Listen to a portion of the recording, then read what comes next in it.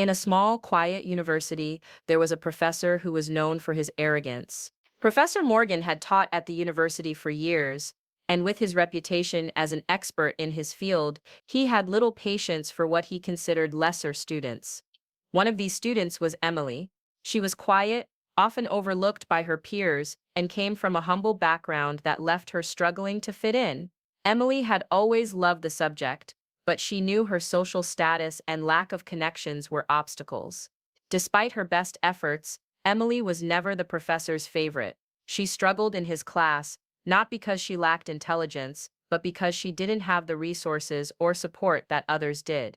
On the day of the final exam, Emily felt the pressure weighing on her shoulders. She had studied hard, but she knew the professor was looking for something more, something she didn't have. As Emily handed in her exam paper, she could feel the professor's gaze. He looked at her with a mixture of indifference and disdain. "I'm sure this isn't your best work," he said coldly. Emily's heart sank. She had done her best, but she knew that to Professor Morgan, her best didn't matter. To him, she was just another nobody. After the grades were posted, Emily received the worst news of all. Her grade was a fail. She couldn't believe it. How could she have failed when she had worked so hard? She felt crushed, invisible. The professor's judgment felt final, sealing her fate. Little did she know, this was only the beginning of a story that would turn everything around. Months passed, and Emily's disappointment over her failure lingered. She had always dreamed of becoming someone who could make a real difference, but her setback at the university made her question if it was even possible. She decided to take a different path, one that didn't rely on the approval of professors like Morgan. She found a job at a local marketing firm, a small but promising company that appreciated hard work over status.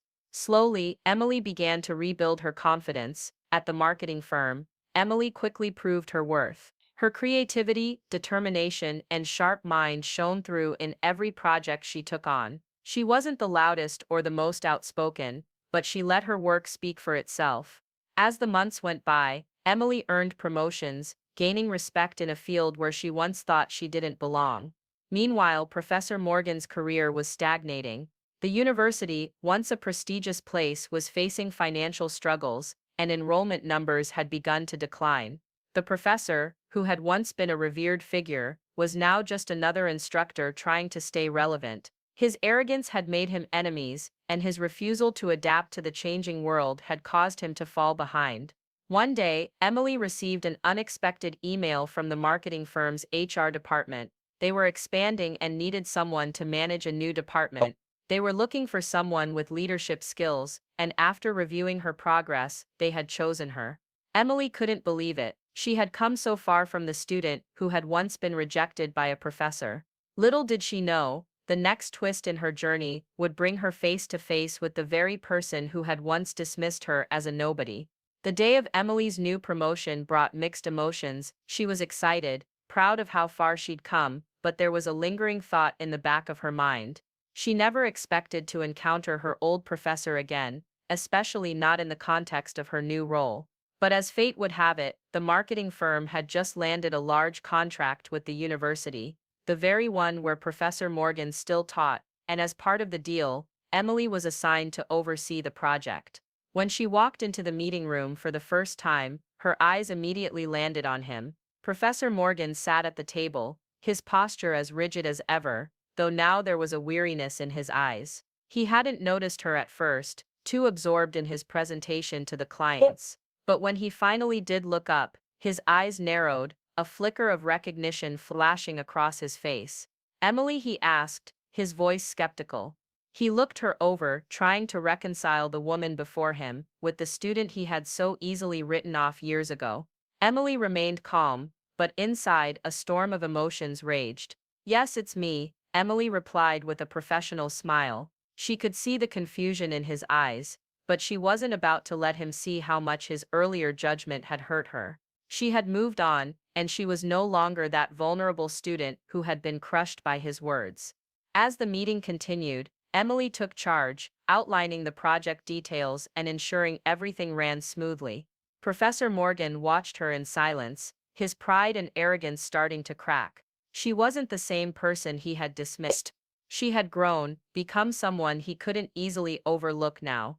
After the meeting, as everyone filed out, he approached her. "I didn't expect this," he admitted, his tone surprisingly humble. "I never thought you'd amount to much after what happened in my class." Emily paused before responding, her voice steady but filled with unspoken emotions. "Sometimes people are wrong about us," she said simply. "And sometimes we get a second chance to show them who we really are." In that moment, something shifted in Professor Morgan. The arrogance he had carried for years began to slip away as he realized just how much he had underestimated her, and how much he had lost in the process. But it was too late for apologies, too late for second chances. Emily had already moved on. The tables had turned, and now, she was the one in charge. As the days passed, Emily threw herself into her new role with the kind of energy and passion that had always been inside her, hidden behind the walls of self-doubt. She didn't look for validation from anyone anymore, least of all from someone like Professor Morgan. But despite her success, there was something unresolved in her heart. Professor Morgan began to avoid her, clearly uncomfortable now that he was no longer the one in control. He was just one of many employees, and Emily was his superior. The thought of answering to someone he had once looked down on was clearly difficult for him. One afternoon, Emily received a call from the university's board of directors.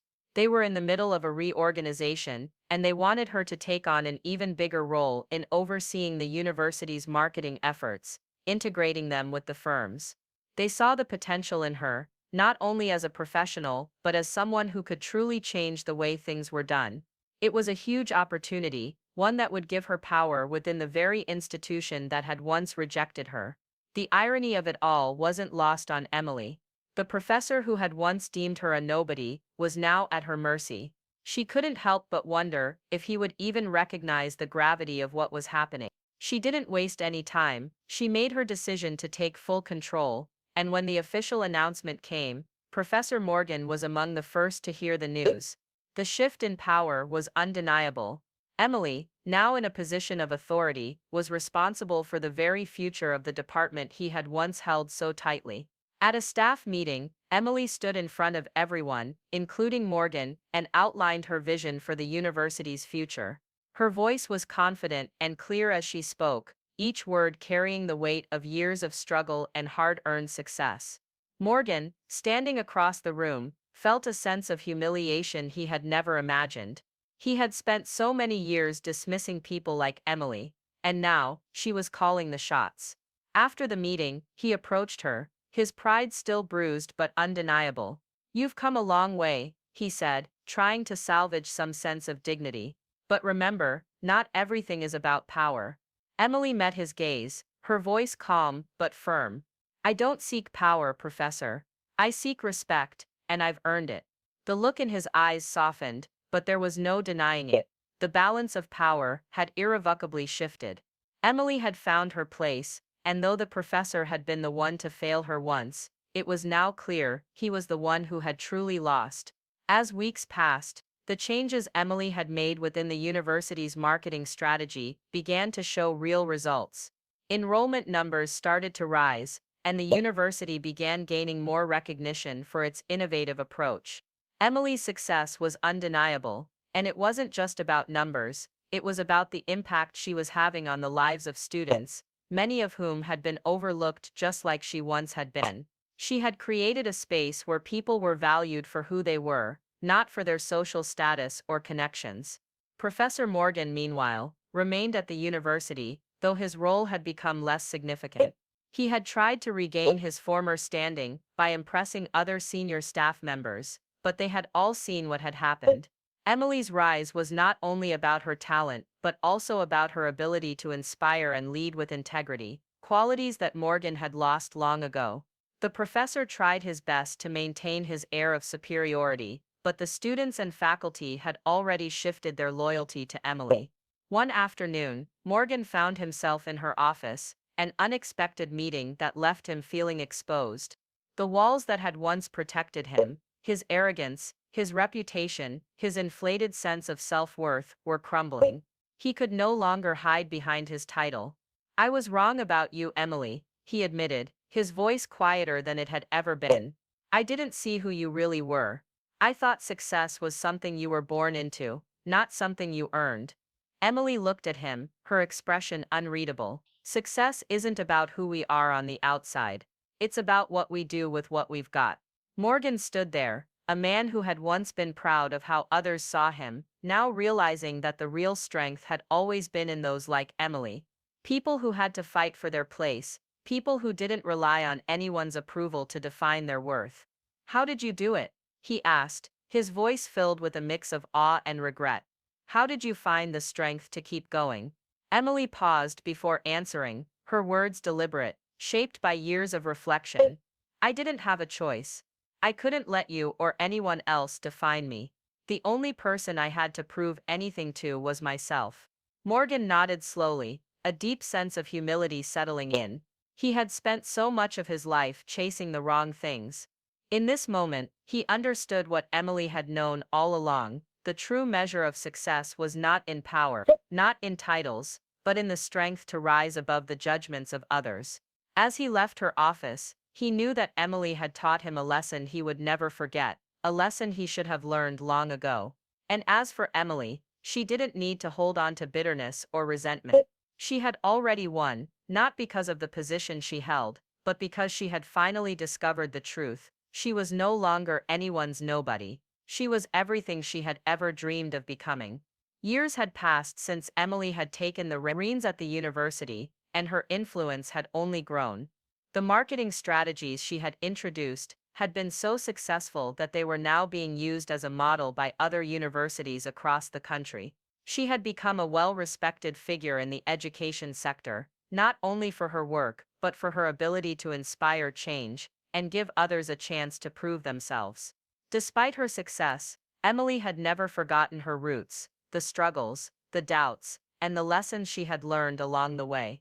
She kept in touch with former students, many of whom had gone on to achieve their own dreams, often crediting Emily's leadership as the turning point in their lives. She had always believed that success was a shared experience, and now, as a mentor, she lived by that philosophy. Meanwhile, Professor Morgan had retired from teaching. His career had never fully recovered from the fall he had taken when Emily became his boss. Despite his initial attempts to regain his reputation, he had spent the last few years in relative obscurity. In the quiet of his retirement, he had time to reflect on the many mistakes he had made. Emily's success had been a reminder to him of how arrogance and pride could limit someone's potential. One day, out of the blue, Emily received a letter from him. She hadn't heard from him in years, and the message inside was brief but sincere. Dear Emily, I want to thank you for the lessons you taught me. Lessons I should have learned long ago. I may have been your professor, but you were the one who truly educated me. I am proud of everything you've accomplished.